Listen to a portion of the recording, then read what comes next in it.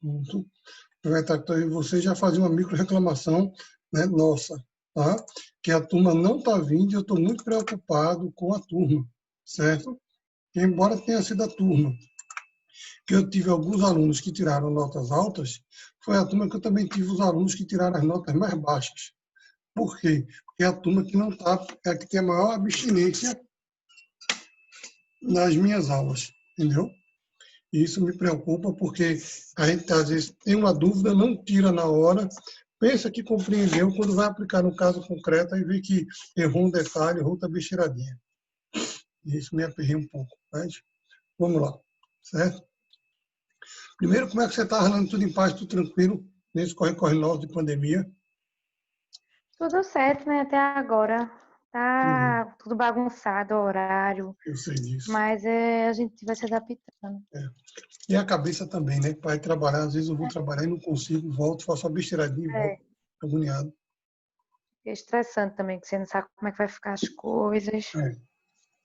Amanhã sai o decreto do governador com a tabela de reabertura, viu?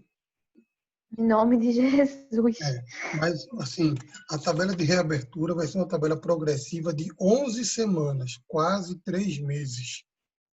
Então, na Mas primeira. eu ainda achei cedo, porque o pessoal estava com expectativa para ir lá para dezembro, Não, novembro, dezembro. a gente só vai Aí eu estar bem em realmente novembro, achei que seria um dezembro. pouquinho antes e foi, né?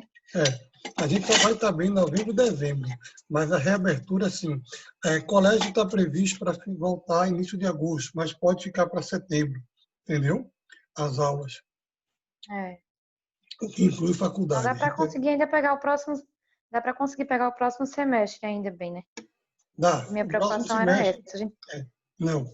A gente só não sabe se ele vai iniciar em agosto ou em setembro, entendeu? é, Porque se liberar, quer dizer, para a faculdade não afeta, porque agosto a gente está de férias. Aliás, agosto não, é julho, né? É. Julho. A gente Aí entra de teria que férias ver já a finalzinho faculdade. desse mês É. agora, que vem. Aí teria que ver para a faculdade como ela queria fazer isso. Que há uma previsão, vai botar para o início de agosto, mas pode ficar para setembro, mas pode ser antecipado. Aí vai ter uma liberação assim, restaurante, bares, cada um, coisa, clínica de estética, cada um numa data diferente, tá? É. Mas só vai entrar gente com hora marcada, com atendimento, de um para o outro, vai ter que ter intervalo, todo mundo com máscara, vai ter que ter negócio de álcool em gel, pia para lavar a mão, não sei o quê, um monte de coisa, entendeu? Produtos descartáveis, trocados a cada tanto tempo, não sei o quê, para a gente controlar e segurar a pandemia. Mas eu acredito que vai andar, entendeu? A gente fez um pacote grande de reabertura e vai, se Deus quiser, começar a andar.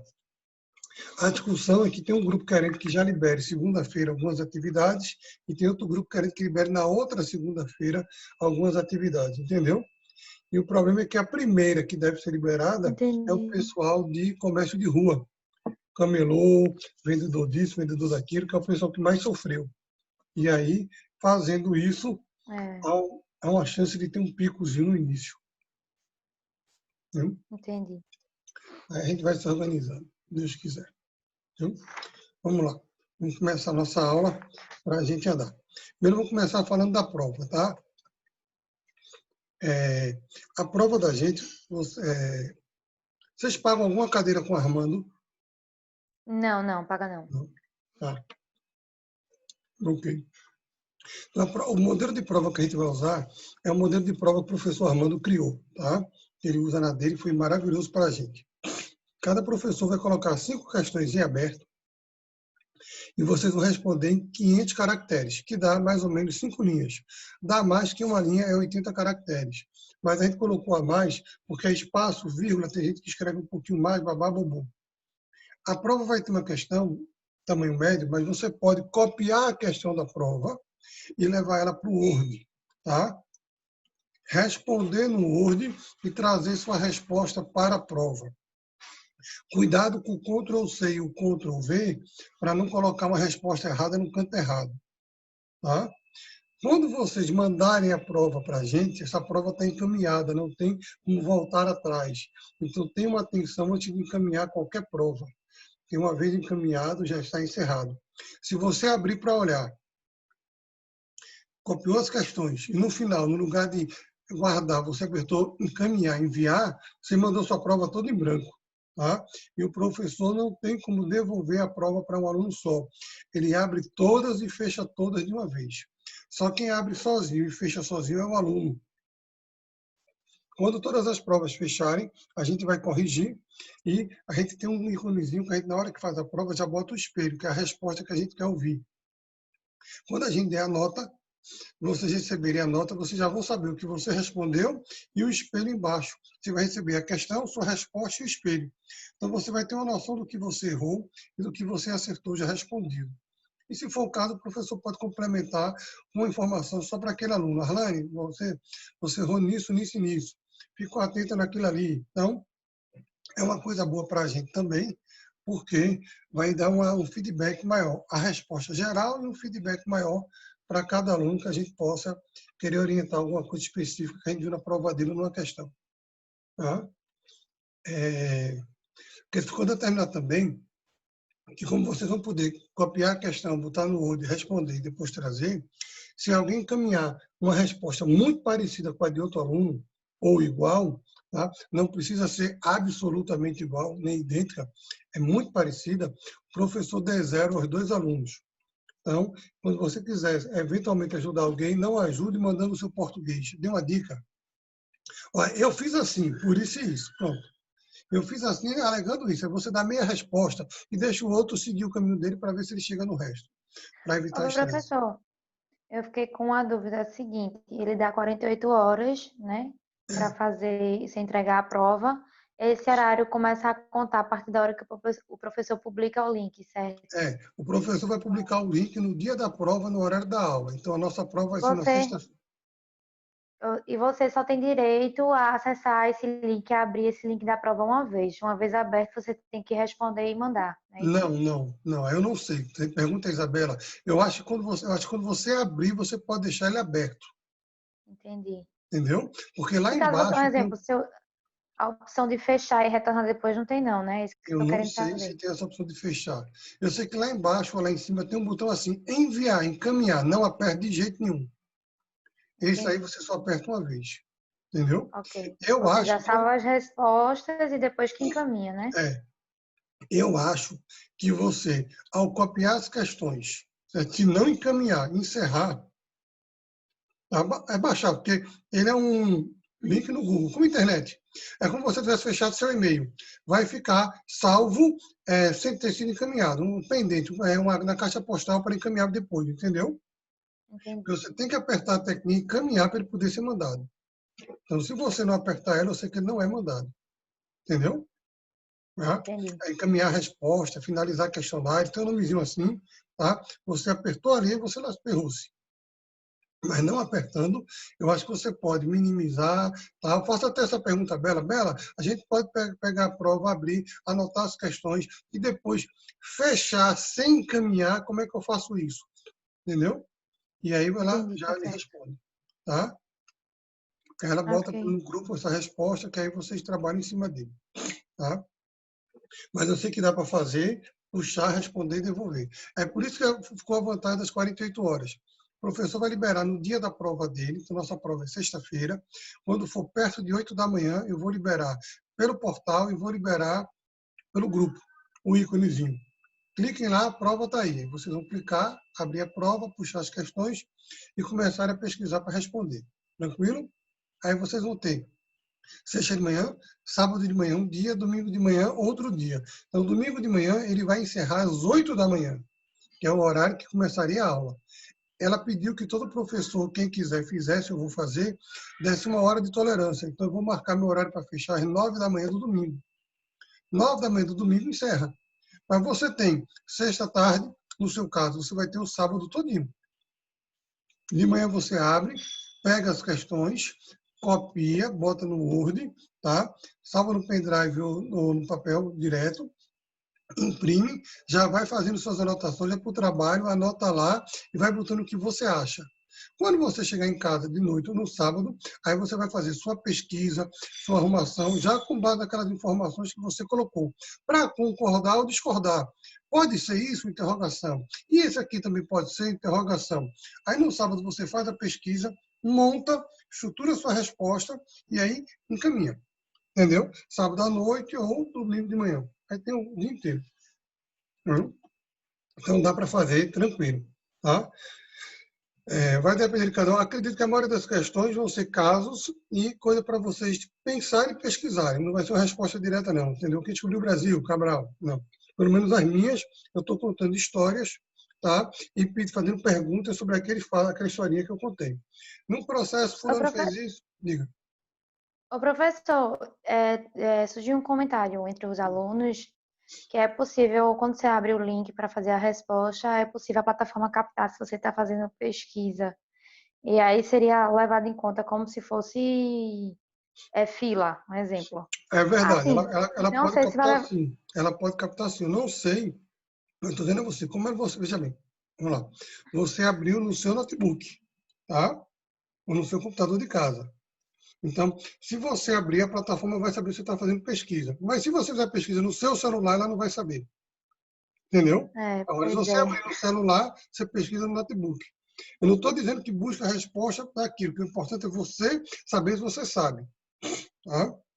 Eu estou dizendo que, dependendo da forma de perguntar, porque tem professor que vai fazer uma pergunta direta. Qual o prazo para não sei o quê? Aí tu abriu o código, tu abriu um calendário e tu tem um material para pesquisar. Mas, em alguns casos, a pesquisa vai ser inevitável. Foi o que a gente trabalhou muito na reunião. Não fazer pergunta de decoreba que o aluno vai estar ali. Como ele tem 48 horas, é inevitável que alguém vai fazer pesquisa. Então, a gente coloca em casos para o aluno pensar, ter que olhar o livro, ter que refletir, para ele poder pensar e dar a resposta dele. Entendeu? É. Então, não ser uma Uhum. coisa de decoreba literal, tá? No caso meu, eu vou fazer uma mistura de um processo que mexe com rito A, com rito B, com rito C, para perguntar qual o tempo de não sei o quê. Vou dar um prazo, entendeu? Aí eu vou dar uma situação. Então, você vai ter que pensar, não vai ser uma resposta direta, tá? Tirando uma pergunta de prazo que eu faça, não vai ser uma resposta direta, entendeu? Tá? Beleza? Ok. Aí você pode anotar, por isso que eu estou dizendo, copie as perguntas no Word, para você imprimir, ou botar, deixar lá no arquivo, e depois você faça suas anotações e vai pesquisar. Se só abriu no computador, pesquise no celular. Se abriu no celular para responder, pesquise no computador. Eu acho que deve abrir no computador por uma questão prática. Tá? Na hora de fazer copia, cola, computador, eu acho melhor. Tem gente que acha melhor no celular, mas aí é de cada um. Viu? Realmente seria melhor no computador, mas é a questão, por exemplo, tem os alunos como eu que não têm acesso no momento a nenhum computador. Aí vai ter que ser pelo celular mesmo. Aí tu vai ter que fazer pesquisa no celular da tua mãe, entendeu? Ou do Hum. namorado, entendeu? Ou do irmão. Dá uma catucada aí, um paralelo para fazer sua pesquisa, para não ficar no meio. Porque eu sei que ela pode identificar, agora eu não sei se é quando ele está aberto, você abre outros sites, ele indica, tá? Porque como é do Google, tudo que você mexer que for vinculado ao Google, ele avisa, entendeu? Aí, por isso que eu estou dizendo, se você vai fazer uma pesquisa, pega o celular da sua mãe, do namorado, do irmão, da irmã e faça nele, entendeu? Tranquilo? Ele tem como avisar sim, tá? Vamos começar a nossa aula. Vamos lá. A aula de hoje é conflito de competência e incidente de inconstitucionalidade, tá? Vou começar pelo conflito de competência, certo? Inclusive, ontem no grupo, eu coloquei uma decisão, foi no grupo de vocês, foi o Rio, agora eu fiquei na dúvida.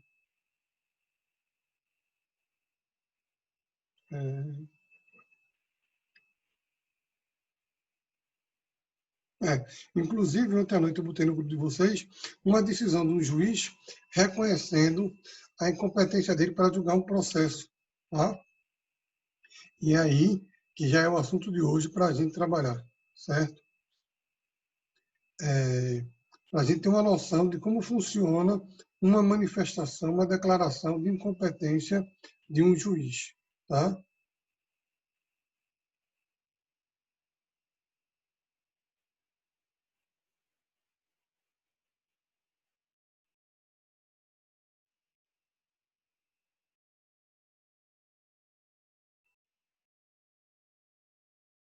Ok, beleza, tranquilo, tá? Então, vamos começar.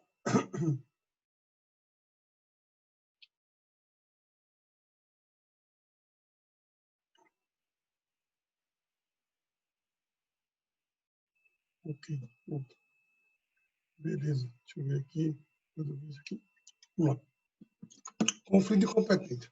O que é que a gente tem que ter na cabecinha da gente para a gente poder entender o assunto bem, tá?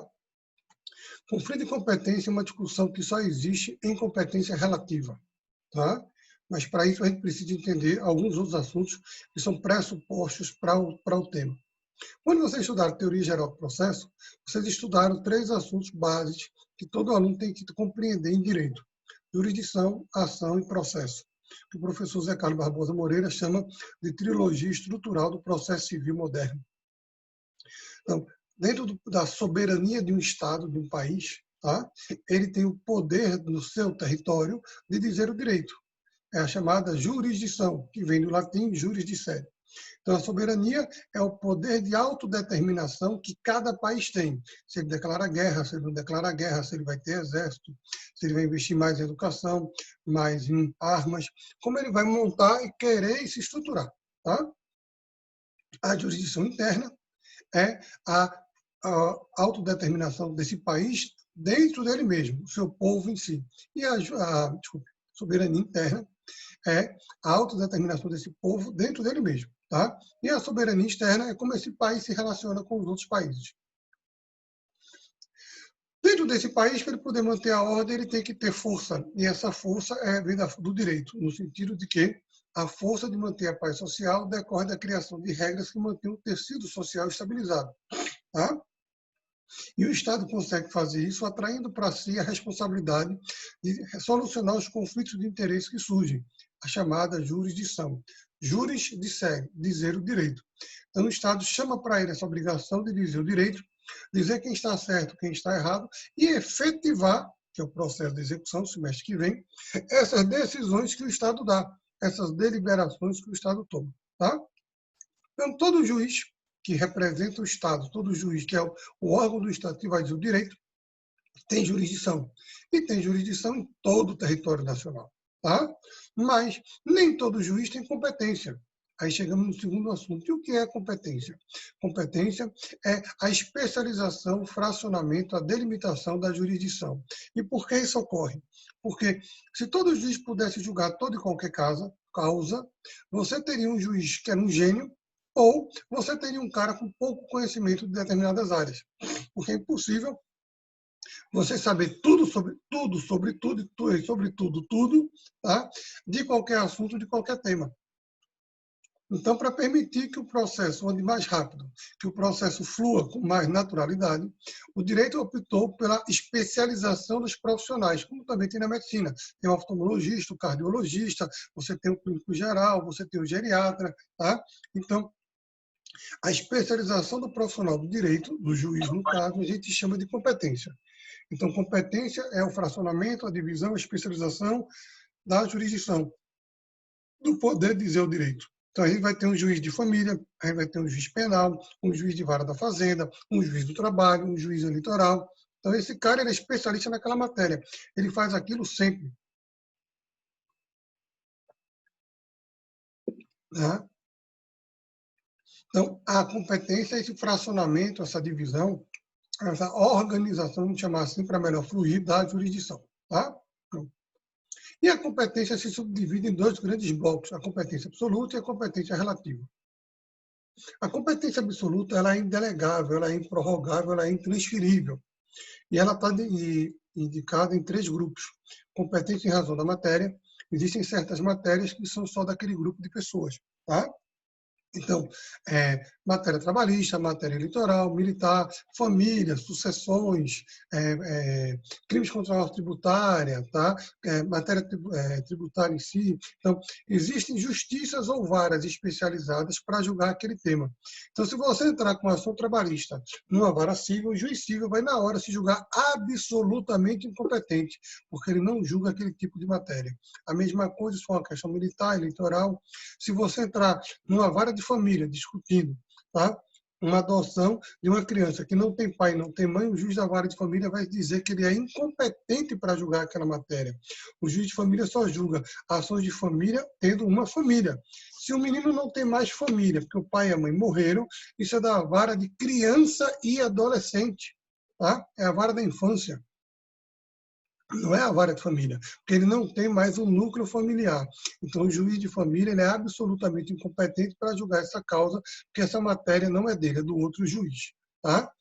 Então, quando a gente ingressa com uma ação nesses temas, o juiz se manifesta na hora, se considerando incompetente. Outro tópico da competência absoluta é em razão da pessoa.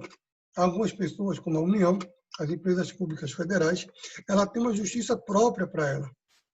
Então, qualquer ação contra a União tramita na Justiça Federal. Tá? E a União criou uma justiça só para ela. A mesma coisa a gente vai dizer assim, aí você vai dizer assim, Zeca, e o Estado? O Estado tem uma justiça dele, que é a justiça estadual. Já o município não tem. O município vai ter que sempre tramitar na justiça estadual. Só que o Estado não tem uma justiça do Estado. Por quê? No sentido de uma justiça própria. Porque se você chamar no processo o Estado e a União, tá? O município e a União, o processo irá automaticamente para a Justiça Federal. Por quê? A Constituição diz que toda e qualquer ação contra a União só pode tramitar na Justiça Federal. Então, a União tem uma justiça dela, ela só pode tramitar na Justiça Federal. O Estado não. Ele tem uma justiça dele, mas a Constituição não diz que ele só pode estar ali. Então, se você tiver uma ação da União com o Estado vai ser demandado na Justiça Federal. Tá? É raro, mas tem. E a depender da área que você pega dentro da Procuradoria, não é tão raro não, vai ser seu dia a dia. Tá? E a terceira competência absoluta é aquela em razão da função do cargo. E aí eu já começo fazendo a ressalva. Muita gente confunde competência em razão da pessoa com competência em razão do cargo, tá? Por quê? Em razão do cargo ou função, a legislação escolheu alguns cargos especiais, algumas funções, para criar o que a gente chama de foro privilegiado. Então, o presidente da República, tá? Que é um cargo, não é uma pessoa, o governador, o juiz, tá? Esses órgãos, esses cargos, são demandados em determinadas justiças específicas. Qualquer ação contra o presidente da República tramita perante o STF, Supremo. Qualquer ação contra o governador tramita perante o STJ. Qualquer ação contra o juiz de direito tramita perante o vincular, o tribunal ao qual ele é vinculado. Okay? Então a gente pensa que é a pessoa do presidente. Não, não é a pessoa do presidente, é o cargo de presidente. Lula, enquanto presidente, era no Supremo. Quando ele deixou de ser presidente, foi um juiz qualquer, um juiz federal. Podia ser um juiz penal. Tá? Então, aquilo só protege o cargo. Você só tem aquele foro privilegiado enquanto você ocupa o cargo. Deixou o cargo, você deixa o foro privilegiado. Tranquilo? Então, ficar bastante atento quanto a isso, tá? Para que não tenha nenhum estresse, não tenha nenhum probleminha. Certo? Vamos lá. Onde é que as pessoas erram? Eles, a razão da pessoa, o presidente é no Supremo. Quando fala pessoa, é a pessoa jurídica, tá? É a pessoa jurídica, seja direito público, seja direito privado. Não é o cargo. E aí é que as pessoas se equivocam. Elas pegam um cargo e acham que aquele cargo é uma pessoa. Não. Todo cargo ele é ocupado, ele é preenchido por uma pessoa, mas o cargo não é a pessoa. A presidência da República não é Bolsonaro. Bolsonaro está na presidência da República. Tá? Ele também precisa entender isso. Mas vamos para lá. E outro grupo grande de competência é a competência relativa, que é a que nos interessa para a aula de hoje. A competência relativa é aquela que pode ser prorrogada, delegada ou transferida. E isso é importante, porque um juízo inicialmente incompetente pode se tornar competente se você não levantar, não destacar, não apontar a incompetência dele. Significa que ele não era o juízo apto a conhecer aquela demanda, mas era um dos que poderiam conhecer aquela demanda. Como você não reclamou, fica com ele. Tá? Vou dar um exemplo prático. Recife tem 11 ou são 12 varas criminais para crimes comuns. Se alguém entrar com ação criminal, vai para uma dessas 12 varas. Tá? Da primeira à 12ª. Cai uma coisa na primeira, mas o correto era ter caído na quarta, porque esse juiz tem alguma questão, tem isso, tem aquilo, ou que já tramita uma outra ação discutindo aquilo na quarta vara criminal. Você não levantou, você deixou passar esse equívoco, ninguém viu, vai ficar 2 ações tramitando sobre a mesma coisa. Tá? Hoje não ocorre tanto, porque o sistema é eletrônico, mas antigamente, quando a gente tinha os processos todos via papel, tá? A gente sempre mandava um funcionário dar entrada nas demandas, nas ações. E você manda a petição inicial, a denúncia, no caso, e manda a cópia. Tá? E, às vezes, o funcionário protocolava as duas. Então, era comum se distribuir, às vezes, duas ações penais contra o mesmo cara. Tá? Por quê? Porque o cara protocolou uma, não viu, protocolou a outra, não pegou de volta. Então, como ele ficou sem cópia, ele não sabe se deu entrada ou não, mas deu entrada em tudo. Tá? Uma foi para uma vara, outra foi para outra, e depois vai dar uma confusão bem grande na vida do cara, sendo processado duas vezes pelo mesmo caso. Tá? Okay? Então, isso aí às vezes ocorre, digamos. Ó, a tia tá pedindo, sabe o quê? Mouse com X e H, eu pensei que um chá. O quê? Um chá, entendeu? Pra ter aquele desafio. Ok, mas o chá é com CH. Veja com o Thaís lá, se tem. Veja com o Thaís lá, se tem. Me chame Cadu. Não, fala, tia, fala.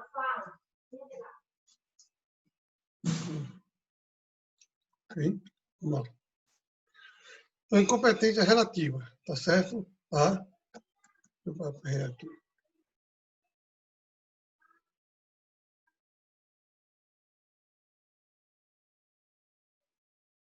Interessante.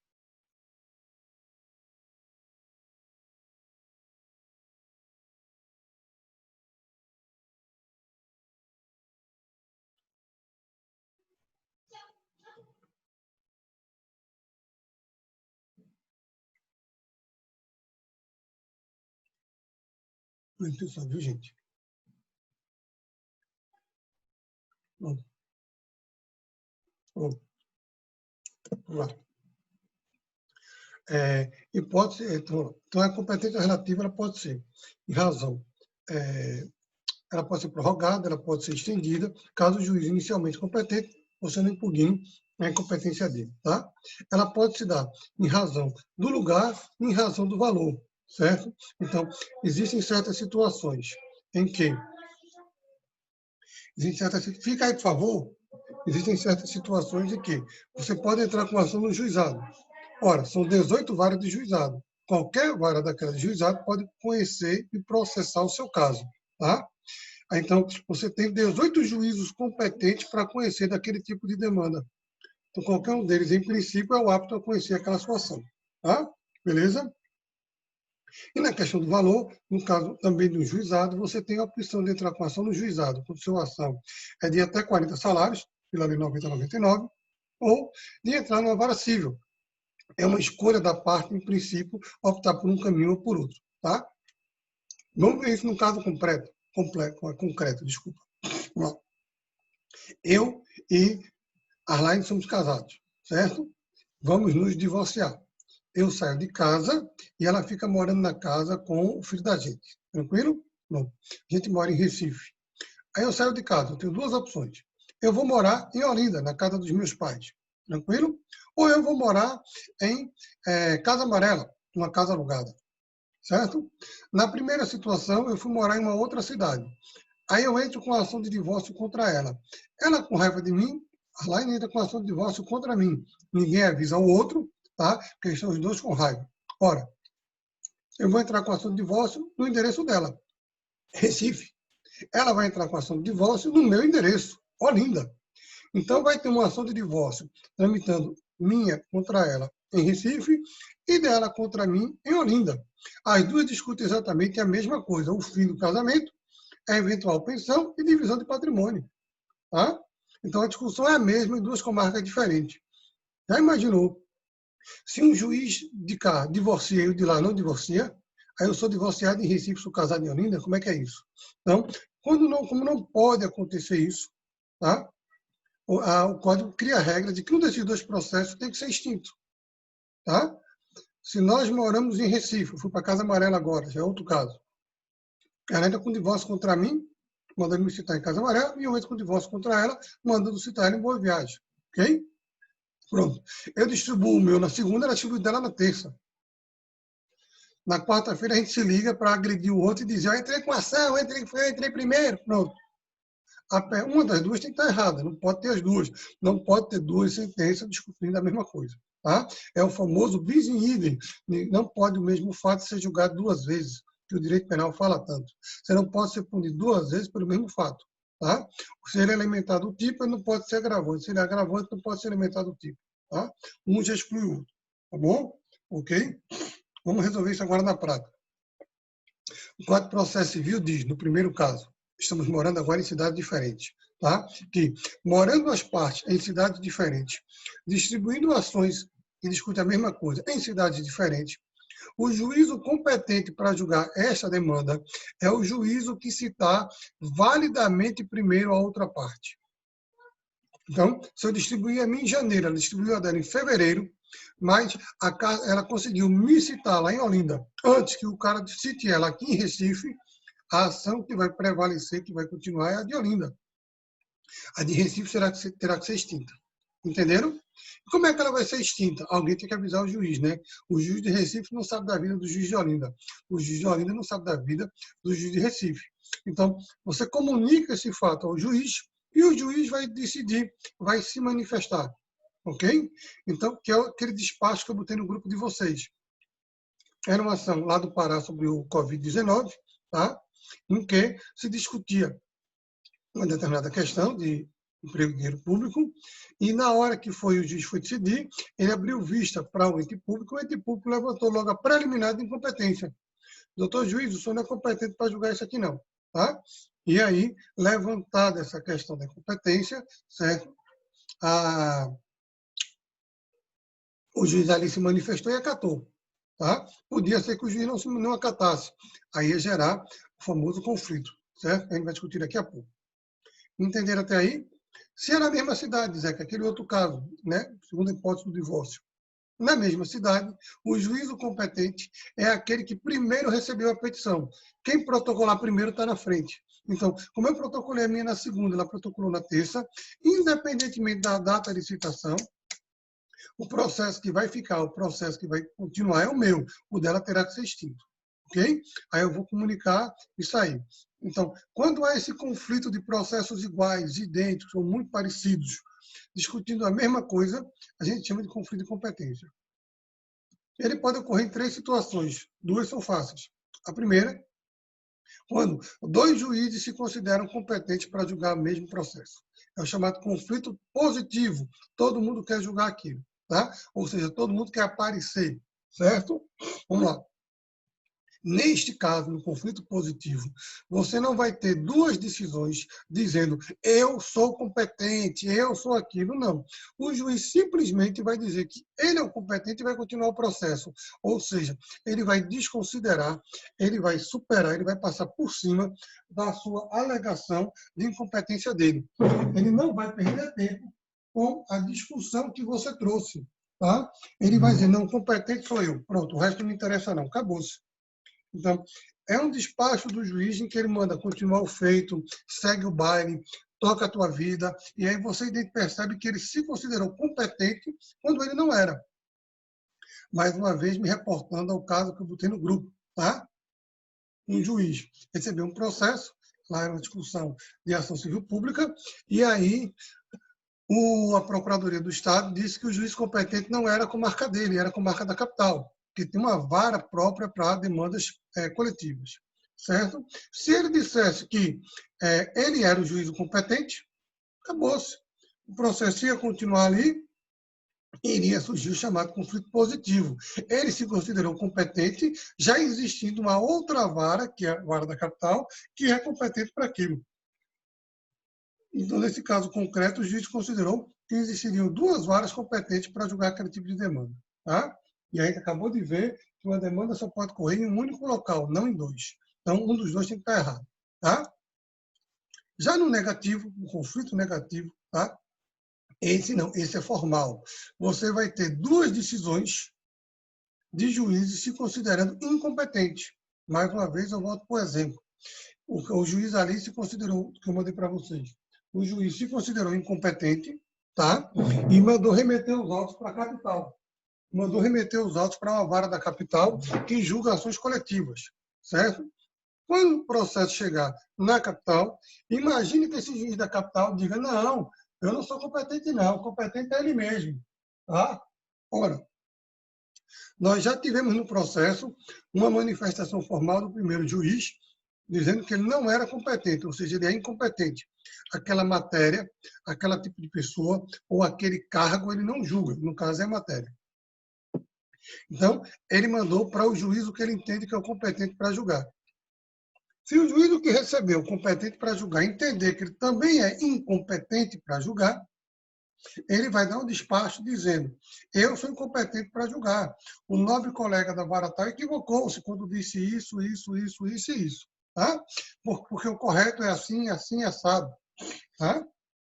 Então, no conflito negativo, nós temos dois atos formais em que dois juízes se consideram incompetentes para julgar.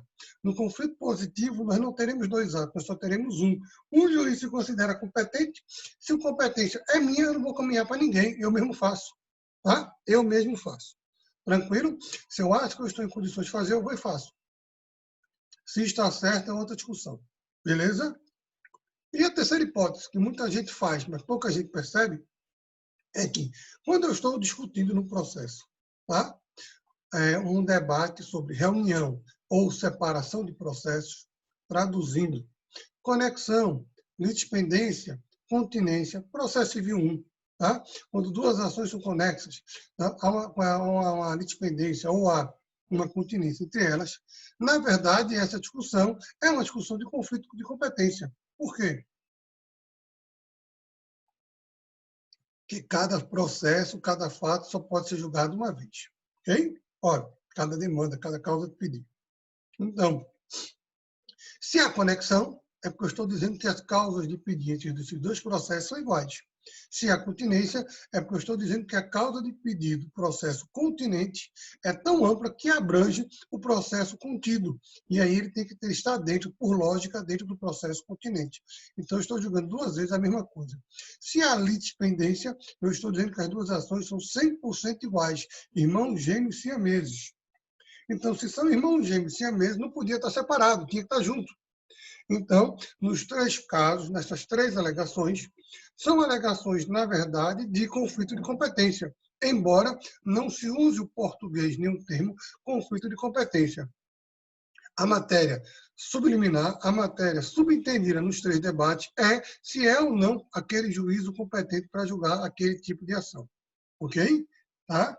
Então, no conflito de competência relativa, em razão do lugar, em razão de valor, pode haver 2, 3 juízes aparentemente competentes, mas só um deles pode julgar. E aí, a lei vai dizer quem é que julga, certo? A nossa discussão aqui não é de competência, quem é que julga, é de como se provoca e como se suscita o conflito. Tá? Eu sei quem julga, o juiz está ali, não é ele, não. Eu vou agora suscitar o conflito. Por quê? Porque eu tenho duas opções. Tá? Vamos falar. Eu tenho uma situação bem prática. Eu posso provocar o conflito de competência, que é um incidente processual, tá? Que vai parar o processo para o juiz decidir o conflito e depois o processo continua. Ou eu posso contestar o processo e levantar uma preliminar, tá? De incompetência daquele juízo. Tá? O que eu não posso é fazer os dois.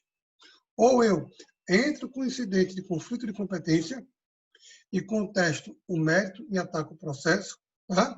Ou eu entro com a defesa, a contestação, e levanto a preliminar de incompetência, o que eu não posso escolher os dois caminhos. Tá?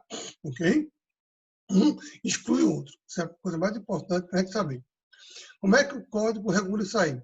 Artigo 951. O conflito de competência pode ser suscitado por qualquer das partes, seja pelo autor, seja pelo réu, pelo Ministério Público ou pelo próprio juiz. Vamos devagar. Vou pular para o 953. O conflito será suscitado ao tribunal, então, o conflito de competência, esse incidente, ele é protocolado diretamente no Tribunal de Justiça, no Tribunal do Trabalho, no Tribunal Regional Federal, onde o juiz é vinculado. Tá? Deixa eu aproveitar e já corrigir.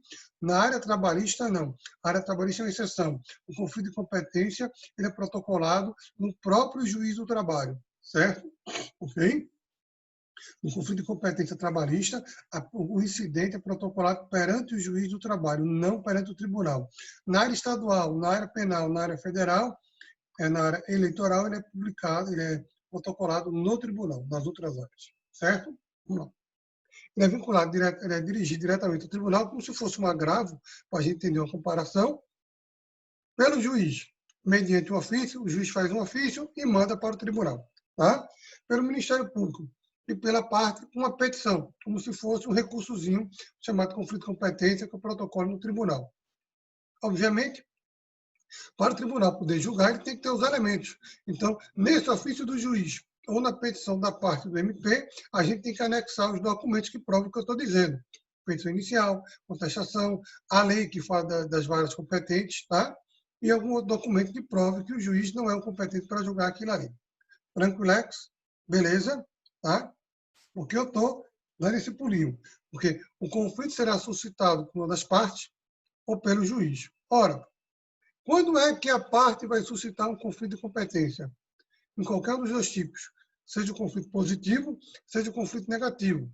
Tá? Dois juízes se consideram competentes, a parte vai e mostra isso ao tribunal. Dois juízes se consideram incompetentes, a parte vai e mostra isso ao tribunal. Ok?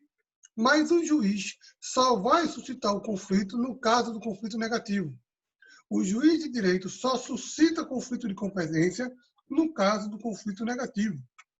Tá? Por quê? Porque se ele acha que ele é o juiz competente, não tem porque ele suscitar uma dúvida se ele tem certeza. Então, quando o juiz se considera competente, ele apenas continua o processo, dá andamento ao processo, sem suscitar conflito nenhum. Porém, quando o juiz se considera incompetente, remete para o segundo juízo, e o segundo juízo também se considera incompetente, e aí o processo não pode ficar parado. Neste caso, o segundo juízo, tá? O juízo suscitante, ele levanta a dúvida de quem é o competência, se é dele ou se é do outro, e encaminha para o tribunal. E o primeiro juízo que levantou a incompetência é chamado de juízo suscitado, porque foi contra ele que eu levantei, contra a decisão dele que eu levantei a dúvida. Ok? Então, para a gente entender mais fácil. A parte tanto levanta conflito positivo como levanta conflito negativo. O juiz, na prática, só levanta conflito negativo. Tá? Ok? No segundo juízo. Tranquilex, o MP também pode levantar qualquer caso. Né? Juízo positivo ou negativo. Certo? Pronto. Quando chegar no tribunal, tá? Para julgar, para examinar o conflito de competência, o tribunal vai ouvir o Ministério Público no prazo de 5 dias para ele dar um parecer sobre o conflito de competência, desde que seja naqueles casos em que o Ministério Público atua obrigatoriamente, tá? Do artigo 178 do CPC. E quais são os casos que o Ministério Público atua obrigatoriamente? Direito da criança, adolescente, idoso, indígena, direito difuso, coletivo, individual, homogêneo, ações coletivas. Tá? Então, nesses casos, o Ministério Público tem que intervir obrigatoriamente, tá? Aí, vai ser dado vista a ele para que ele dê o parecer indicando qual é o juízo competente. Tranquilo? Tá? Beleza? Entenderam? Artigo 952, que é o que eu tinha falado antes. Não pode suscitar o conflito de competência a parte que, no processo, arguiu a incompetência relativa. Esse artigo nos diz duas coisas. Primeiro, só cabe conflito de competência em incompetência relativa. Tá? Em incompetência relativa é que cabe conflito de competência. Por quê? Porque na incompetência absoluta só existe um único juízo competente. Não existe a possibilidade de 2, 3, 4, 5. Se só existe um juízo competente, tá? Quem entrar em outro entrou no canto errado. Então já errou automaticamente. Não existe a possibilidade desse juízo incompetente virar um juízo competente. Tá? Ok? Vou dar um exemplo prático. Se eu entro com uma ação para discutir alguma coisa de um senador da República, certo? Aquela discussão só pode tramitar no Supremo. Vou dar um exemplo bem tranquilo. Tem um juiz no Rio de Janeiro que está investigando o assessor do senador filho de Bolsonaro. Tá? Ele não pode investigar nada que diga respeito ao filho de Bolsonaro. Porque o filho de Bolsonaro, um é deputado federal, o outro é senador. Então, para investigar esse filho, quem tem que investigar é o Supremo, não o juiz de direito. O juiz está investigando o assessor. Quando ele descobre algo que pode tocar ou ser direcionado ao filho de Bolsonaro, ou ele manda excluir do processo, ou ele manda remeter para o Supremo. Porque ele não pode olhar aquilo ali. Porque ele não tem autoridade para mexer naquilo ali. Entenderam? Tá? Então, isso é uma competência absoluta, em razão do cargo, daquela pessoa, da função. Pessoa não. Em razão da função, em razão do cargo. Então, neste caso, o juiz de direito não pode perder tempo com aquilo ali. Ele passa adiante, manda tirar dos autos, desentranhar, manda remeter para o Supremo, como ele quiser. Tá? Só não pode ficar ali no processo dele, com informação que não cabe a ele ter acesso. Tranquilo? Se a parte resolveu, na sua defesa, na contestação, levantar preliminar de incompetência relativa, significa que ela abdicou do direito de provocar ao tribunal o conflito de competência. Se a parte quiser provocar no tribunal um conflito de competência, ela não levanta na preliminar a incompetência relativa. Ela faz direto o conflito de competência. Zeca, qual é a vantagem, qual é a desvantagem? Não sei, vai depender do caso concreto. Por quê? Se eu sei que eu tenho um juiz preparado, um juiz capacitado, um juiz que é acessível, tá? E um juiz que trabalha, você levantar na preliminar incompetência relativa é bom, porque ele vai acatar e vai encaminhar para o juízo correto. Tá? Se eu estou na mão de um juiz, né, que é metido a cavalo do cão, que acha que é mais inteligente que os outros, que é mais isso, que é mais aquilo, né, que pode eventualmente respeitar alguma lei por uma interpretação que ele tem, um pouco mais rigorosa ou menos rigorosa, tá? Ok? É bom que você não perca tempo falando com um energúmeno desse. Você entra direto com conflito de competência e o tribunal decida. Tá? Porque a chance dele passar por cima da sua incompetência relativa é um pulo, certo? Tá? E quem entendeu ou não entendeu, moros e morros aí no mundo vão demonstrar o que aconteceu. Tá? Então, tudo que se você fala com certos caras que acham que tem um rei na barriga, é perder tempo. Porque o cara vai, eu vou entrar com não sei o que, tu tem certeza? Tem, beleza, eu vou entrar com conflito de competência. Tá? Bem legal, tranquilo até aí. Distribuído o conflito de competência, ele será encaminhado para o relator. Mas lembrando, conflito de competência ou recurso, qualquer demanda originária no tribunal, segue aquele procedimento de julgamento no tribunal que a gente viu no início do segundo semestre. Tá? Ordem dos processos nos tribunais. O conflito será distribuído, numerado, vai ter aquela história de alternância, antiguidade, tá? Para cada um cair num relator diferente. Feito toda a distribuição, vai para o relator. E esse procedimento, esse processo de competência originária do tribunal, tá, será instruído pelo relator para ser julgado pela turma. O relator, se for o caso, vai determinar a oitiva de juízes. Ele manda um ofício para cada juiz dizer por que eles se consideraram competentes ou por que eles se consideraram incompetentes. Tá? Beleza? Se um deles suscitou o conflito, eu não preciso perguntar a ele por que ele se considerou incompetente. Ele já disse. Eu vou perguntar ao outro. Tá? Que, na verdade, o outro também já disse na decisão que ele deu lá. Ele vai só repetir a decisão que ele deu. Tranquilo? Mas eu tenho que abrir essa possibilidade. Tá? No prazo que o juiz marcar, o juiz vai prestar essas informações porque ele se considerou incompetente ou competente. Tá? Beleza?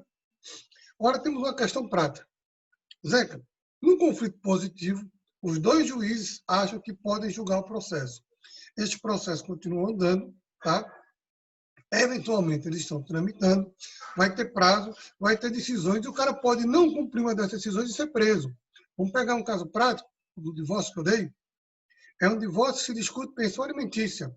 O juiz de Recife mandou pagar 30% de pensão. O juiz de Olinda mandou pagar 20%.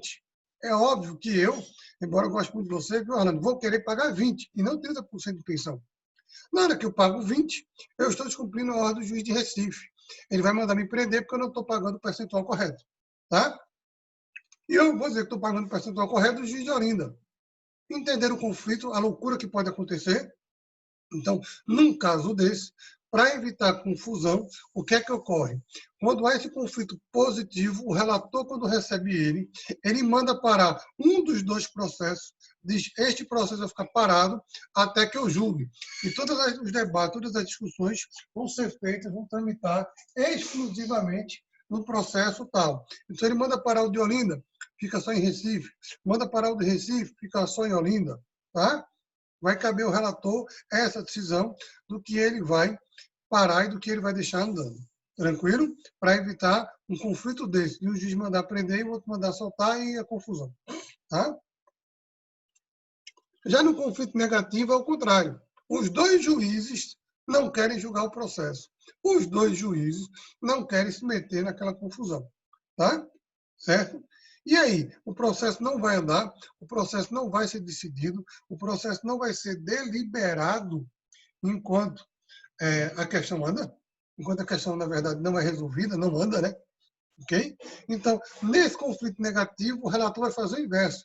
Ele vai designar um dos dois juízes, tá? Um dos dois juízos, na verdade, tá? Juízes, para resolver as questões urgentes de caráter provisório. Tá? Então, o relator vai designar qual dos dois juízes vai ser o juiz que vai deliberar sobre as questões urgentes que ocorrerem naquele processo. Entenderam? Tranquilo? Então, no conflito positivo, o relator escolhe um dos dois para parar. No conflito negativo, o relator escolhe um dos dois para andar para as questões urgentes. Beleza? O relator vai instruir o processo, vai preparar o seu voto, ouvir o Ministério Público e vai levar o voto para o julgamento da turma. Esse é o passo a passo. Está lá na aula dos processos nos tribunais. O presidente da turma vai pedir pauta para julgamento, no intervalo de 5 dias, tá? Na sessão de julgamento, pode, depender do caso, se a lei permitir, vai haver uma manifestação oral, bababá, bobô, tudo bonitinho. Ok?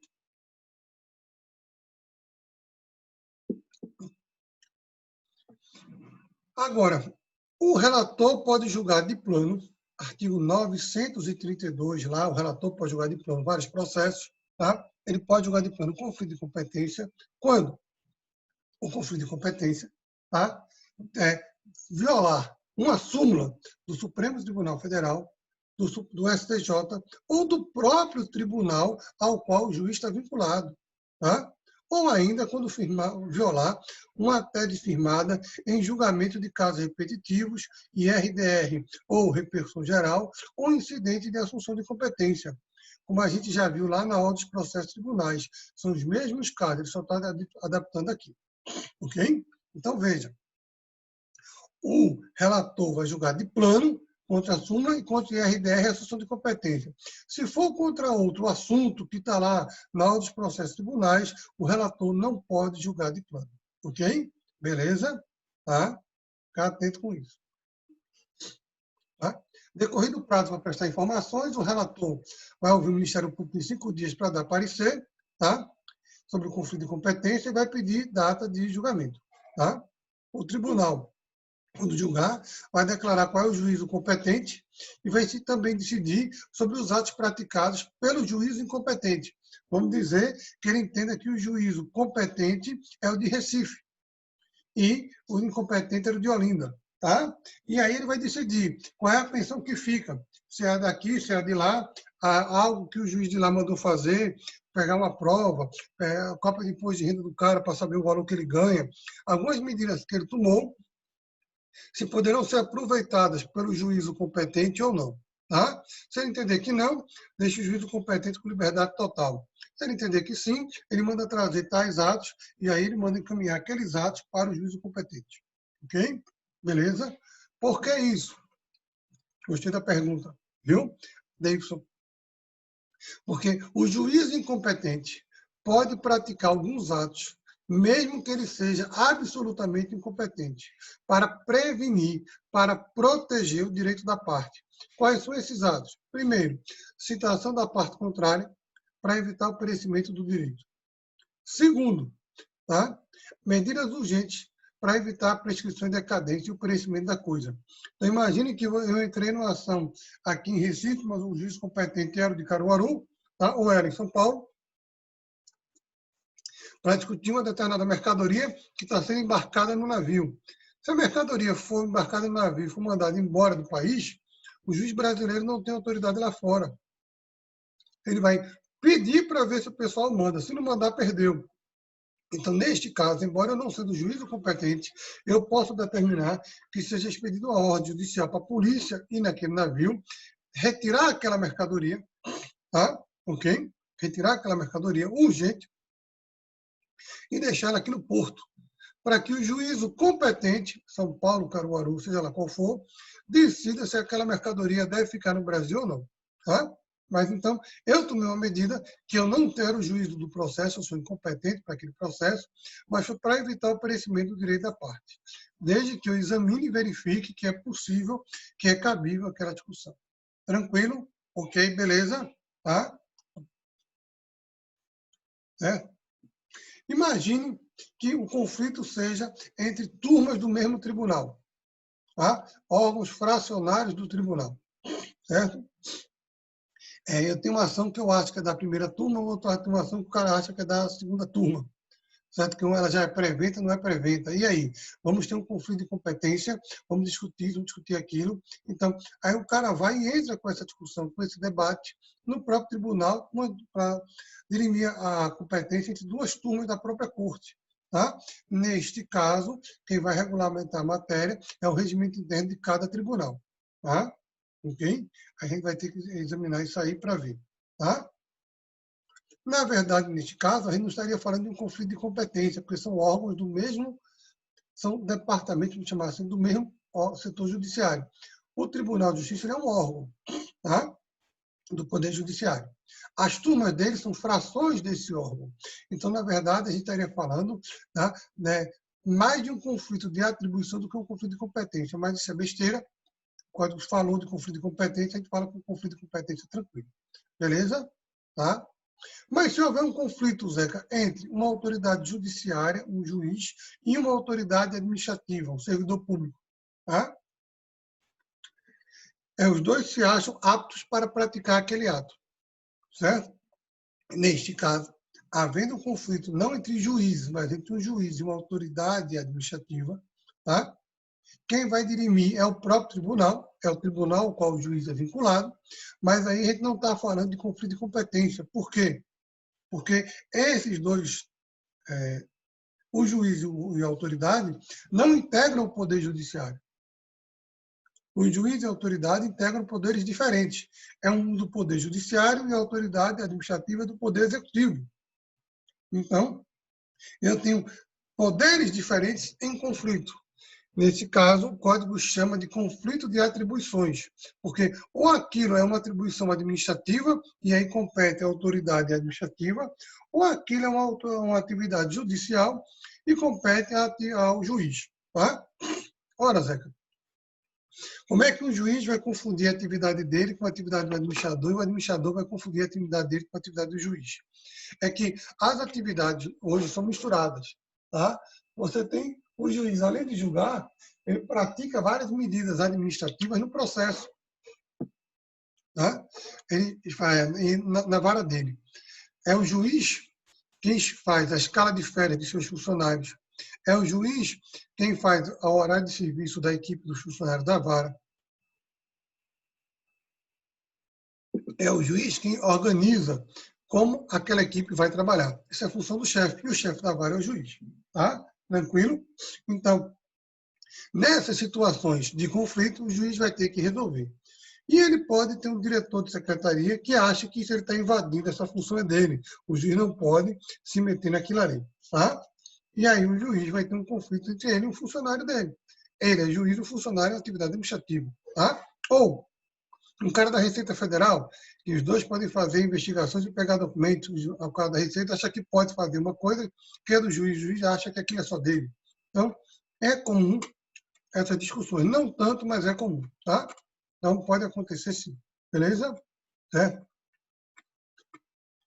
Então, para a gente fechar esse primeiro assunto, o conflito de competência é quando a gente tem dois órgãos do Poder Judiciário que se consideram ou competentes ou incompetentes para julgar uma ação.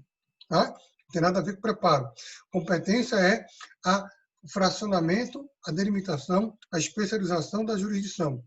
É a sua área de atuação, sua área de trabalho. Tá? Como médico, tem um cardiologista, o oftalmologista, tá? O clínico geral e o geriatra. Em direito, a gente tem o juiz penal, o juiz civil, o juiz de vara de família, o juiz de juizado, crimes contra a mulher, crimes contra a ordem tributária, crimes contra criança e adolescente. Tá? Então, cada vara, cada juiz, ele tem a competência naquela matéria. Nas outras, ele não manda nada. Tá? Eu brinco direto. Na sua área, você é 100% autoridade. Fora dela, você não é nada. Então, no meu caso específico, eu hoje sou procurador do trabalho da Procuradoria. Tá? Então, minha área de atuação é Procuradoria de Trabalho. Eu posso até ter, como a gente brinca lá, ser professor de processo civil, mas se tiver um pitaco meu, é na área de processo de trabalho. Então, eu vou discutir a minha área que eu atuo lá. Na área de processo civil, eles podem pedir um pitaco de um colega que não tenha mestrado, que não tenha nada. Mas ele é que está na área de processo civil. Então, ele é o cara que vai dar o pitaco dele lá. Ok? Beleza? Certo? Então, você tem sua área de formação e tem sua área de atuação. Então, você vai poder, ou só vai atuar naquela área que você está habilitado pela lei para atuar. Se quiser, mude de setor. Peça uma remoção de vara, uma remoção de setor e você vai trabalhar em outra área. Mas até lá, você só se discute, só se manifesta naquela sua área de atuação. Tá? Beleza? Então, havendo esse conflito, dois juízes se consideram preparados ou se consideram despreparados, você provoca o conflito de competência no tribunal e o tribunal vai dizer qual dos dois é o correto. Só há conflito de competência quando eu estou falando de competência relativa, que é aquela em razão do lugar, que é aquela em razão do valor. Ok? Para a gente fechar o assunto, duas observações, duas culturas inúteis. Questão de concurso, não cai na minha prova, mas vale para a vida. Zeca, competência absoluta pode virar, competência relativa pode virar absoluta? Pode. Existem dois casos em que a competência relativa deixa de ser relativa e passa a ser absoluta. Tá? Primeiro, em matéria ambiental. Tá? Em matéria ambiental, o local onde aconteceu o dano ao meio ambiente, segundo o STJ, é o foro de competência absoluta. Então, em matéria ambiental, o juízo competente para aquela ação é o juízo, tá, onde ocorreu o dano. Então, a barragem de Brumadinho caiu e ali afetou um monte de cidade. A barragem de Mariana rompeu e afetou um monte de cidade. Não interessa o que ela afetou. A ação tramitará em Brumadinho e em Mariana. Todos os problemas e prejuízos que ela causou nas outras cidades, as pessoas vítimas terão que se habilitar no processo em Brumadinho e em Mariana. Não podem entrar com o processo na sua cidade, porque como é um decorrente de um dano ambiental, o STJ entende que em matéria de dano ambiental, o foro de competência absoluta é o do lugar do dano, embora o foro do lugar seja competência relativa. Isso é entendimento de jurisprudência. Acabou-se. Ok? Tá? E a segunda exceção é que, quando eu tenho uma ação para entrar no juizado, Lei 9099, eu tenho a opção de propor essa ação no juizado ou de propor ela numa vara civil. Cabe à parte escolher se quer o caminho do juizado, que é mais rápido, ou se quer o caminho da vara, que é mais lento, mais demorado e vai esperar bem muito. É uma decisão da parte, não do juízo e não do réu, é da parte autora. Ok? Beleza? Pronto. Porém, no juizado da Fazenda Pública, federal ou estadual, tá? Há uma decisão do STJ dizendo que, no juizado da Fazenda Pública, cuja competência é de até 60 salários, não 40, 40 é o juizado normal, o juizado civil, tá? O foro do juizado, ele é de competência absoluta em relação a qualquer outro juízo. Traduzindo, se você vai entrar com ação contra a Fazenda Pública de até 60 salários, mais ou menos 60 mil reais, tá? Você tem que entrar com ela obrigatoriamente no juizado da Fazenda Pública, certo? Não pode ir para a vara da Fazenda Pública. A vara da Fazenda Pública discute demandas cujo valor seja maior do que 60 mil reais. Entenderam até aí? Tudo tranquilo? Tá? Poderá ser menor, poderá, desde que, desculpa, poderá ser o valor menor do que 60 numa vara da Fazenda Pública, desde que sejam as ações que a própria lei do juizado diz que certas ações vão tramitar na vara da Fazenda, independentemente do valor. Mandado de segurança, ação civil pública, ação popular, independentemente do valor, essas ações tramitam na vara da Fazenda Pública e não no juizado. Mas as ações normais que discutem dinheiro, tá? É no juizado.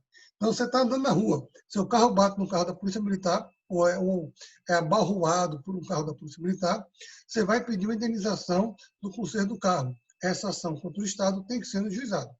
Tá? Não pode ser na vara da Fazenda. Tranquilo? Tem que ser no juizado da Fazenda Pública. Por quê? Porque o conserto não vai dar mais do que 60 mil reais. Tá? Em regra, né? Salvo se for um carro importado ou deu PT. Aí já é outra história. Tranquilo? Beleza? Então, com essas duas observações, dano ambiental e fazenda pública, que o foro relativo se torna absoluto, a competência relativa se torna absoluta, a gente encerra esse assunto conflito de competência. Beleza? Tranquilo? Vou passar para o próximo, que é o incidente de inconstitucionalidade. Tá? A gente tem que lembrar aqui que a discussão de inconstitucionalidade no Brasil ela é mista, ela é complexa. A gente tem as ações de controle concentrado, a DIN, a DC, a DPF, a DIN por ação, a DIN por omissão, tá? A DIN por ação, por omissão, a DC, a DPF, e que vão discutir perante o Supremo Tribunal Federal a inconstitucionalidade de uma norma ou ato normativo do governo do poder público. Tá? Mas, paralelo a isso, existem as ações de controle difuso. Por quê? Porque no controle concentrado, no direito brasileiro, a gente tirou do povo o direito de propor uma DIN. Nenhum cidadão brasileiro pode propor uma DIN. Então, se eu estiver diante de uma lei inconstitucional, eu não posso fazer nada. Juliana não pode fazer nada, Davidson não pode fazer nada, Arlai...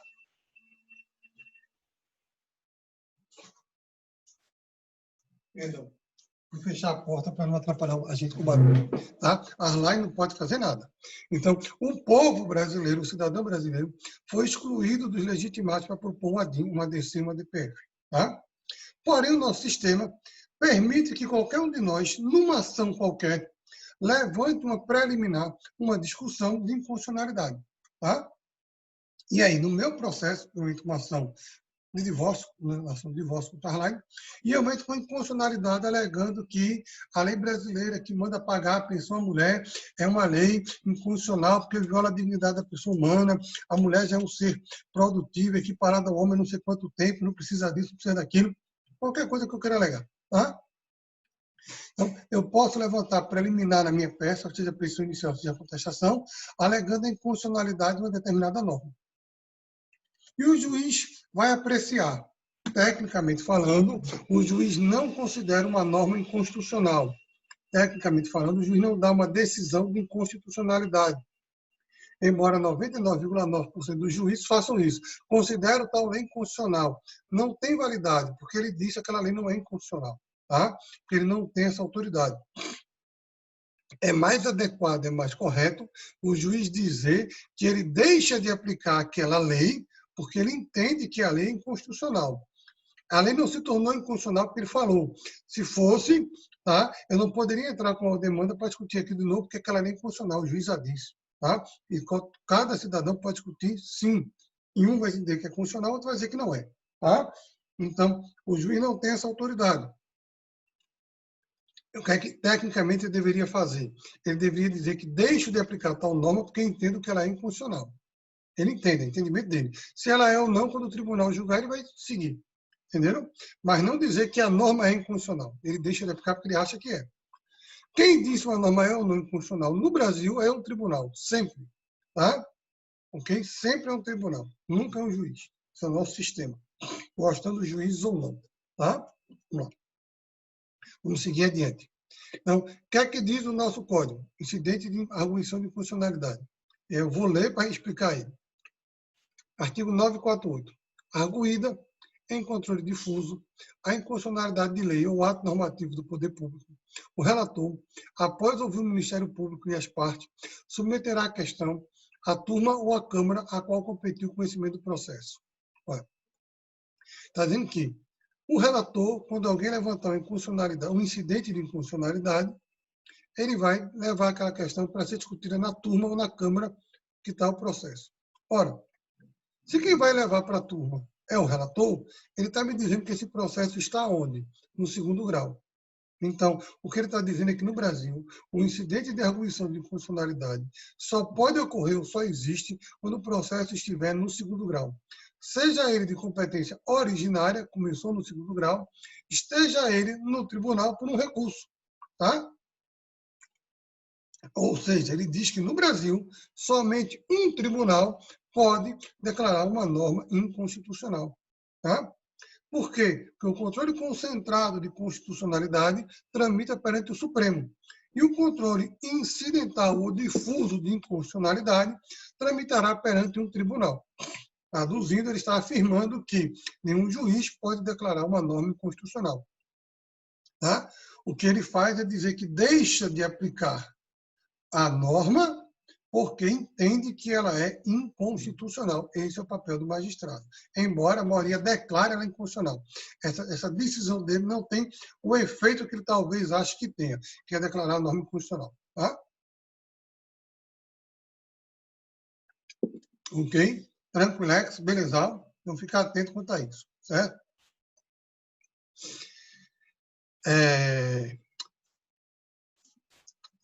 Discussão da inconstitucionalidade. Tal. Pronto, vamos lá. Pronto. O relator, recebido o incidente de inconstitucionalidade, ele vai levar o incidente para a turma. Tá? Ele vai levar o incidente, tá, para a turma ou a Câmara que está julgando aquele processo, em grau originário ou em grau recursal. A turma vai debater se há essa discussão da inconstitucionalidade daquela norma e se deve chegar a um entendimento sobre ela. Tá? Se a turma entender que há uma discussão de inconstitucionalidade sobre aquela norma, ela vai remeter o processo todo para o pleno ou a corte especial. Tá? Para que o pleno ou a corte especial julgue se aquela norma é ou não inconstitucional. Se ela entender que não há discussão de inconstitucionalidade sobre aquela norma, ela vai simplesmente rejeitar o incidente e continuar o julgamento. Zeca, como é que eu vou saber se há ou não uma discussão de inconstitucionalidade sobre uma determinada norma? Gostei da pergunta, viu, Juliana? Tá? Excelente pergunta. Pergunta de quem está estudando. Ora,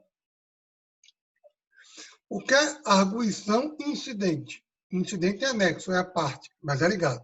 Tá? E o controle difuso é aquele controle que não é principal, ele é espalhado. Então, no processo principal, o que é que se discute? Um divórcio, uma busca e apreensão, o direito de ir e vir. O que é que se discute nesse processo? Uma prisão legal, ilegal? É essa a discussão. Tá?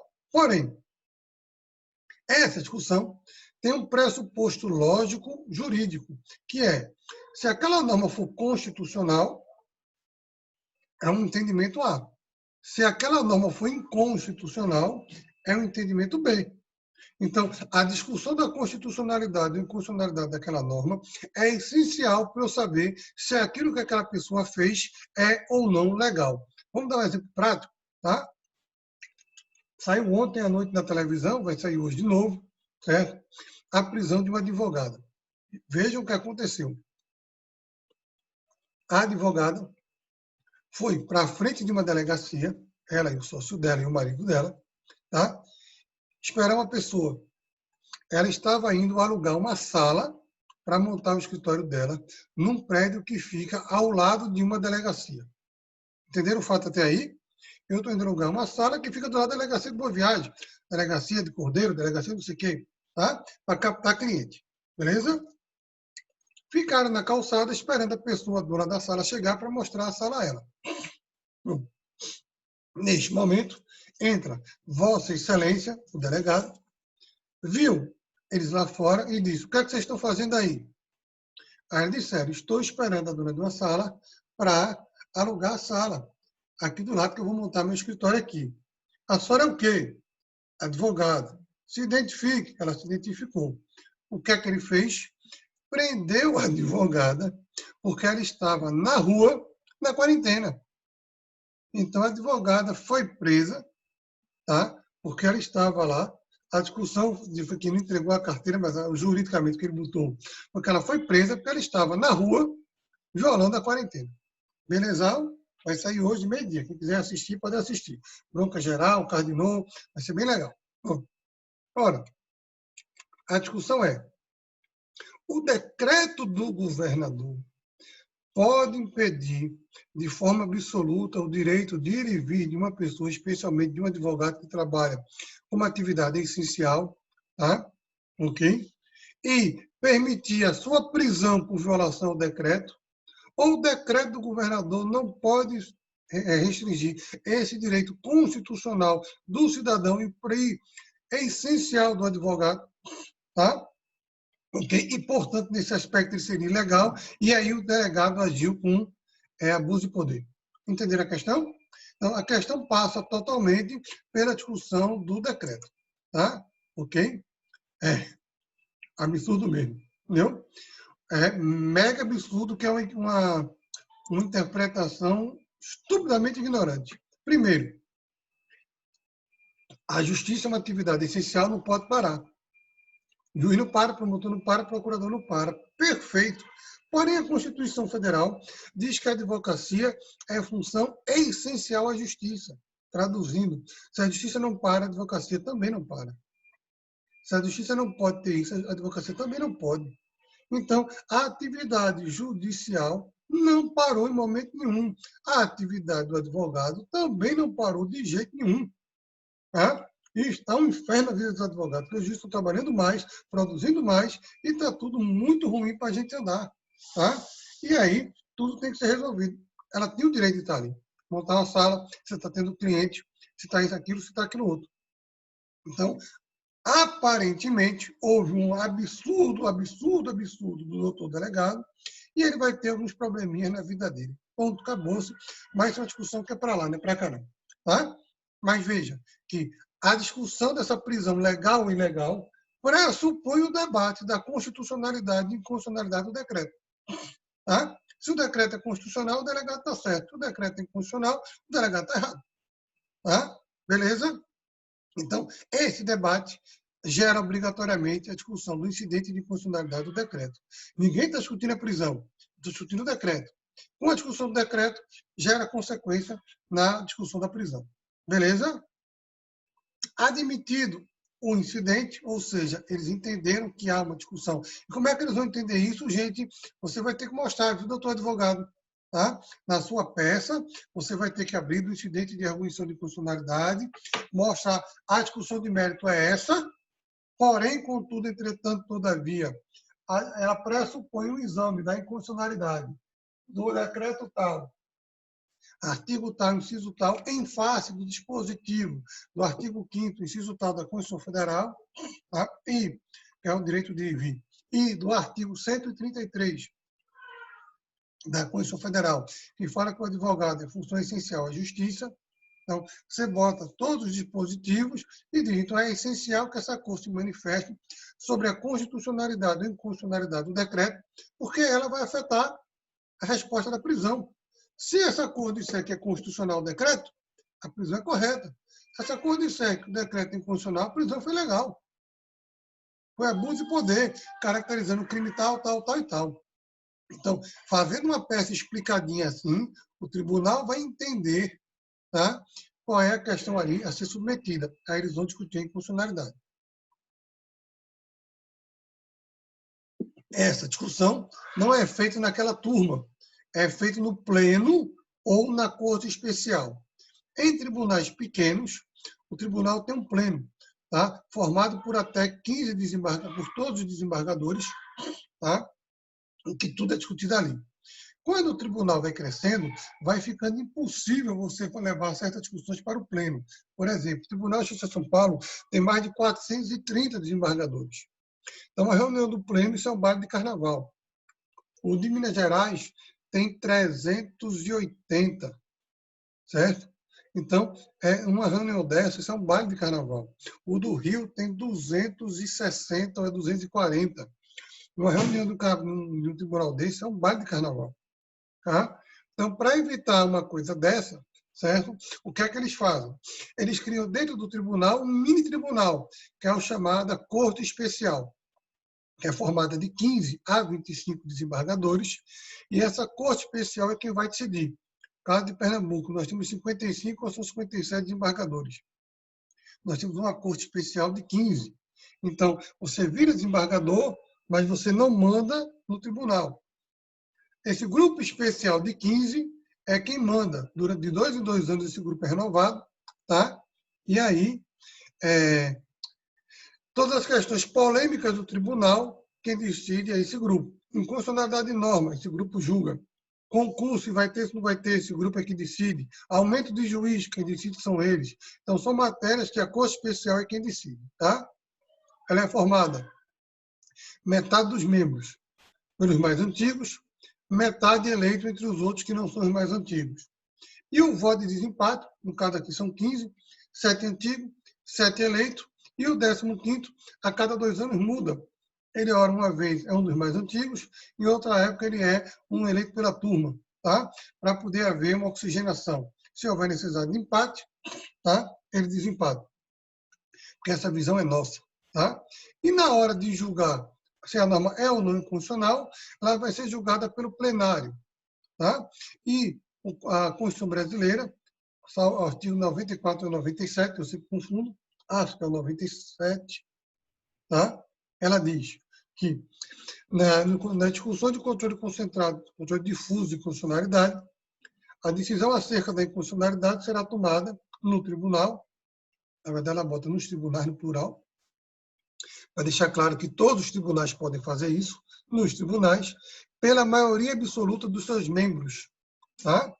Então, significa que a discussão de inconstitucionalidade será feita pela maioria dos membros do tribunal ou da Corte Especial, onde houver. Então, uma norma para ser considerada inconstitucional, ela tem que ser dita inconstitucional pela maioria absoluta dos membros daquela Corte Especial ou do Pleno. Vamos pegar o caso de Pernambuco, tá? Pernambuco tem 15, certo? Desembargadores da Corte Especial. Então, a maioria absoluta é mais da metade dos membros. Como os membros são 15, mais da metade são 8. Tá? Cuidado para não dizer aquela loucura. Metade mais 1, está errado, viu? É mais da metade. Porque se a metade é 7,5, metade mais 1 seria 8,5.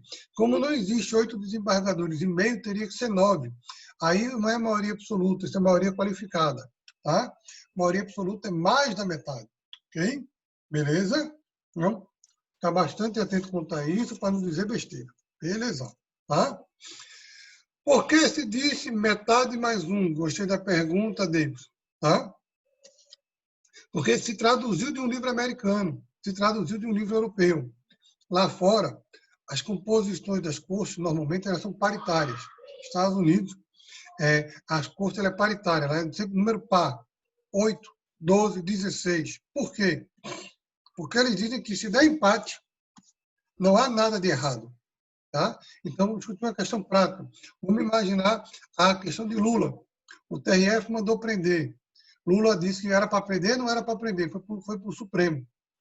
Quando o Supremo deu 5-5, não empatou, empatou. Fica do jeito que está. A ordem do TRF continua valendo, Lula está preso. Se a ordem do TRF fosse para soltar, não empatou, empatou. Fica do jeito que está. Lula ficaria solto. Quando dá empate é porque não há consenso, e não há consenso, não há o que mexer. Fica do jeito que está. Entenderam? Tá? No Brasil, a gente não aceita isso. A gente tem que ter a ideia de que alguém ganhou. Eu sou melhor, você é pior, você é melhor, eu sou pior. Então, a gente criou a figura do 1 a mais para desempatar. O voto de Minerva. E aí, nossas composições de todos os órgãos são ímpares. Então, a regra do metade mais 1 não se aplica no Brasil. Tá? Se aplica em outros países, mas no Brasil, não. Tranquilo? Beleza? Ficar atento quanto a isso. Tá? Ora, vamos imaginar uma outra questão. Então, apresentante de inconstitucionalidade, tá? O tribunal vai recebê-lo. Se não admitir, morreu, segue o baile. Vai julgar o recurso e vai julgar o processo. Zé, como é que fica o meu direito? Você vai discutir ele num recurso extraordinário para o Supremo Tribunal Federal. Ok? Você vai entrar com embargo de declaração, pré-questionando a matéria, e vai entrar depois com recurso extraordinário para o Supremo, mostrando a inconstitucionalidade do Supremo agora que vai julgar. Se eles acolherem, eles param o processo e vão julgar o incidente. Aquele decreto é ou não inconstitucional, aquela lei é ou não inconstitucional. Tranquilo até aí? Tá? Esse julgamento será feito pelo pleno curso especial e só será decidido pela maioria absoluta. Se não tiver maioria absoluta, a lei fica, o decreto fica, tudo fica. Tá? A constitucionalidade é presumida. A inconstitucionalidade tem que ser declarada. Ok? Mas a minha questão aqui agora é outra. Imagine que eu provoquei um incidente de arguição de constitucionalidade. Tá? Porém, essa matéria já foi julgada pelo Supremo. Essa questão já teve um pronunciamento no Supremo, num recurso extraordinário, num recurso ADIM, no ADC, qualquer coisa. Tá? O Supremo já julgou aquela matéria. Beleza? Ora, vamos voltar para o início do problema. Apresentada a arguição de constitucionalidade, o relator vai ouvir as partes e o Ministério Público. Então, a parte que sabe que aquela matéria já foi julgada pelo Supremo, ela deve juntar a decisão do Supremo e mostrar que aquela decisão do Supremo se aplica ao seu caso. Imagine que eu estou brigando com a Arline, e ela diz que tal matéria é inconstitucional. E eu digo, não, essa matéria é constitucional, porque o Supremo Tribunal Federal, quando julgou o recurso extraordinário número 25.814 de São Paulo contra Santa Catarina, disse que, aí eu pego a decisão e coloco, tá? Então, isso vai exigir que o meu advogado, faça uma pesquisa e estude sobre essa constitucionalidade ou inconstitucionalidade daquela medida. Tranquilex, belezal, tá? Ok? Ficar bastante atento quanto a isso, certo? A segunda discussão da gente, tá? Então, se essa discussão aqui, se essa matéria já foi apreciada pelo Supremo, tá? Os órgãos fracionários não vão submeter ao pleno ou à corte especial essa discussão de constitucionalidade. Então, na hora que eu mostro ao relator que aquela matéria já foi julgada, já foi decidida pelo Supremo, ele vai levar para a turma, mas a turma vai julgar em que sentido? Vai dizer, essa matéria já foi julgada pelo Supremo, não tem nenhuma discussão de constitucionalidade que a gente possa fazer, porque ela já foi decidida pelo Supremo. Zeca, se eles não acatarem, mandarem essa discussão para o pleno, para a Corte Especial discutir aquilo ali. Você vai entrar com uma reclamação constitucional, assunto da aula passada, perante o Supremo Tribunal Federal, para mostrar que aquele tribunal está invadindo a competência suprema. Aquele tribunal está querendo julgar uma matéria que não lhe cabe, uma matéria que é do Supremo Tribunal Federal. Beleza? Tranquilex? Entenderam até aí? Tranquilo? Certo? Tá? Ok? Bom. Como funciona o processamento, o julgamento dessa arguição, desse incidente de inconstitucionalidade? Tá? Admitido o incidente, vai ser remetida uma cópia do acórdão que admitiu o incidente para todos os juízes do tribunal, para todos os desembargadores, tá? Para que eles saibam por que eles admitiram aquela discussão de possível provável constitucionalidade ou inconstitucionalidade da norma. Certo? Os desembargadores vão receber aquela cópia para começar a estudar sobre aquele assunto. O presidente do tribunal vai marcar um dia, uma sessão de julgamento, daqui a um mês, 2, depende do caso, depende da complexidade e da urgência. Tá? O presidente vai mandar ouvir as pessoas jurídicas de direito público que praticaram, que fizeram o ato ou a lei impugnado. Então, imagine que é uma lei federal, ele vai mandar ouvir o advogado do Congresso Nacional. Se é uma lei estadual, ele vai mandar ouvir o advogado do Estado. Se é uma lei municipal, ele vai mandar ouvir o advogado do município, o procurador do município. Se é um ato, um decreto, uma portaria, uma resolução, uma instrução normativa, ele vai mandar ouvir quem fez aquilo. É um decreto do governador, ele vai mandar ouvir o governador através de sua procuradoria. Tá? Ok? Então, esses órgãos, essas pessoas jurídicas poderão se manifestar para defender o ato que elas fizeram. Porque se eu fiz é porque eu acho que está correto. Então, se eu fiz uma lei, se eu fiz um decreto, é porque eu acho que é constitucional. Tá? Segundo tópico. As pessoas legitimadas para propor uma ação direta de inconstitucionalidade, chamada ADIM, por ação ou omissão, ADC ou ADPF, tá? Presidente da República, Procurador-Geral da República, mesa do Congresso Nacional, mesa do Senado Federal, Conselho Federal da OAB, mais da metade das Assembleias Legislativas dos Estados, tá? Governador do Estado, certo? Poderão se manifestar por escrito sobre a inconstitucionalidade daquele processo. Tá? Por quê? Porque pode ser que aquela inconstitucionalidade de Pernambuco, por exemplo, seja uma cópia de um decreto de São Paulo. E aí, considerada aquela norma inconstitucional, aquilo vai afetar ou vai chegar também em São Paulo. Beleza? Tranquilo? Então, a gente tem que ficar bastante atento com isso para a gente não ter problema no nosso dia a dia. Ok? Tá? Parágrafo 3º. Tá? Considerada a relevância da matéria, do artigo, parágrafo 3º do artigo 950, considerada a relevância da matéria, o relator do incidente de inconstitucionalidade poderá admitir a intervenção de terceiros, tá? Ok? Desde que tenham representatividade ou conteúdo a acrescer naquele processo. É a chamada figura do amicus curiae, tá? Ou amicus curiae, mas amicus curiae que se pronuncia, o amigo da corte.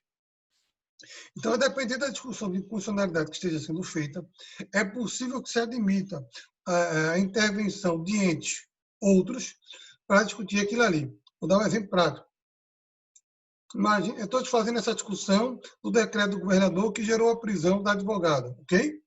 Pode ser que nessa discussão a OAB peça para se habilitar. Por quê? Porque essa discussão da constitucionalidade e inconstitucionalidade do decreto que permitiu a prisão da advogada poderá permitir a prisão de vários outros advogados. Isso interessa aquela categoria profissional. Isso interessa aquela atividade essencial à justiça, que é a atividade do advogado. E quem representa todos os advogados do Brasil é a OAB. Então, o Conselho Federal da OAB pode se habilitar, porque não é legitimado para entrar com a DIN, e a OAB de Pernambuco, a OAB de Caruaru, a OAB de Olinda, pode pedir para ingressar como amicus curiae, porque ela é interessada diretamente naquela questão. Tá? Um órgão de classe que não representa, não defende sua classe, ele é tudo menos um órgão de classe. Tá? Ok? Então, a gente vê que pode, além daquelas partes envolvidas no processo principal, outras intervirem no incidente. Tá? De forma que venha contribuir, de forma que venha trazer elementos e argumentos sobre a constitucionalidade e inconstitucionalidade, para que a Corte Especial ou o Pleno possa julgar de forma clara, transparente, acerca daquele entendimento judicial. Tá? Isso é importantíssimo, porque quem perder vai recorrer para o Supremo. Tá? Então, vai para o Supremo de qualquer jeito. Então, quanto mais gente participar, mais argumento tiver, mais técnica e melhor fundamentada será a decisão do tribunal. Tranquilex? Beleza? Com isso, a gente encerra o nosso assunto da aula e o nosso assunto do semestre. Tá? Dentro do horário que eu tinha previsto, mais ou menos, vai ter um pouquinho antes, tá? De nossa aula. Tá? Ok? Quer que eu vou aperrear vocês devagarinho, para a gente não querer fugir agora, que daqui a pouco a Arlene vai fugir. Tá? Ok? Certo? Tá?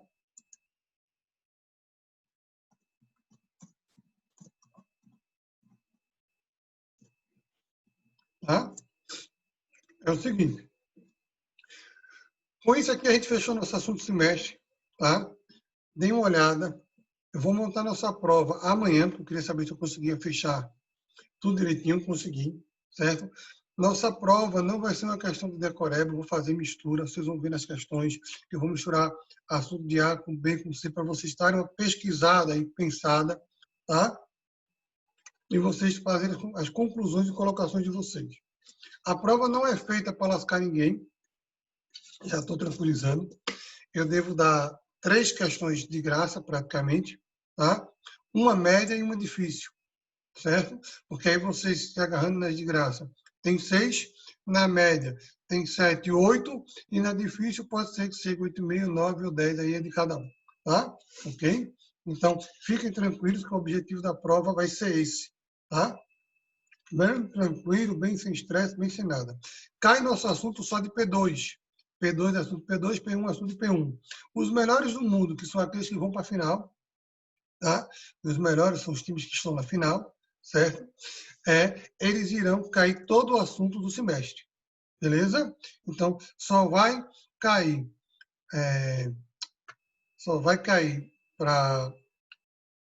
todo o assunto para aqueles que forem a final. Final vai ser o mesmo sistema da P2.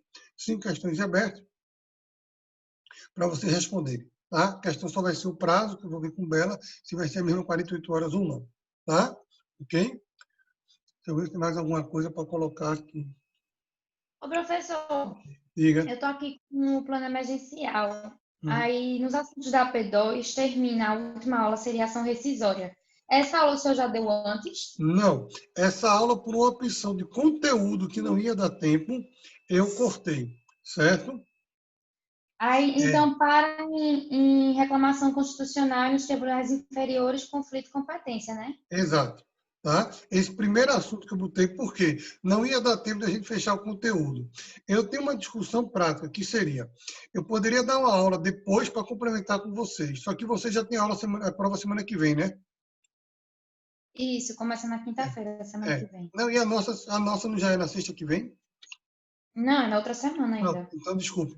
Então, é da turma da quarta-feira, que é na semana que vem.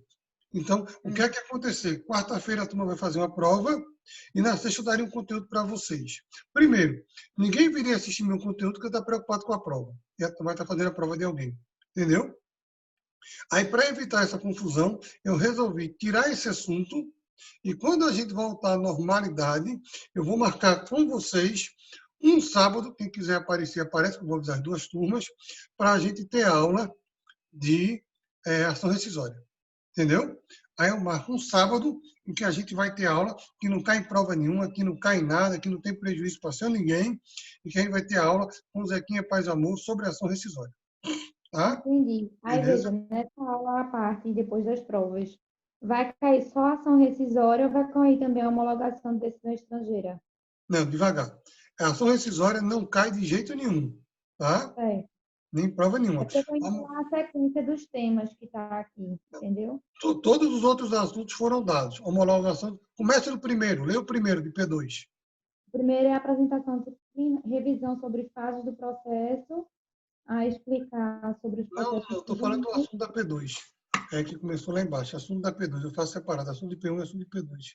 Foi ordem de processo nos tribunais, incidente de resolução de demanda repetitiva. Originária.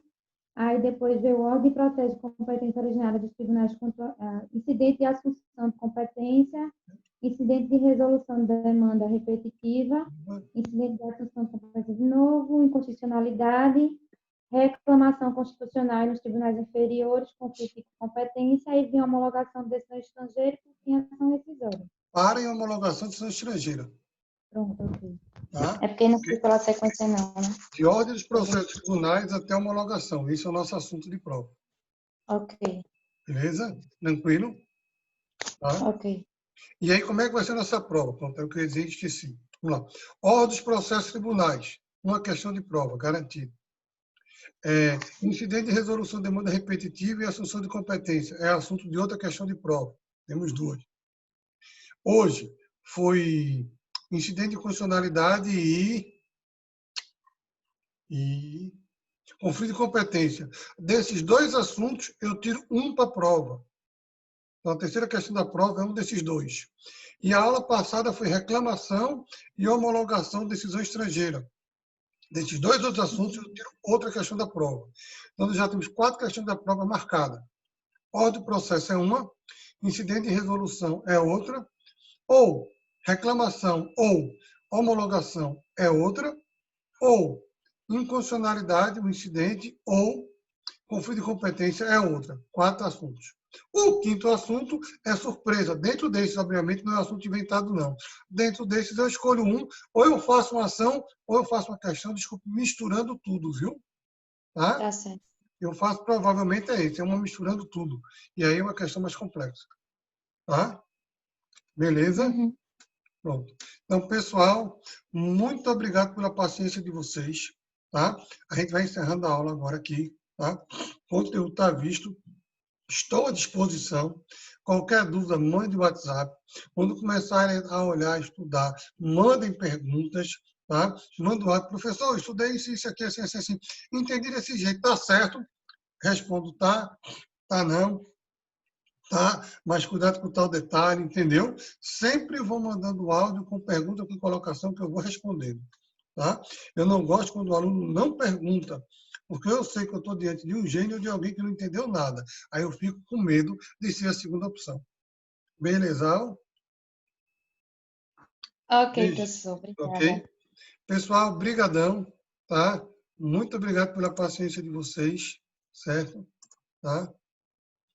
Eu vou encerrar aqui nossa aula, viu? Beijão. Tá ok. Tá? Bom final de semana. Vocês também. Bom estudo.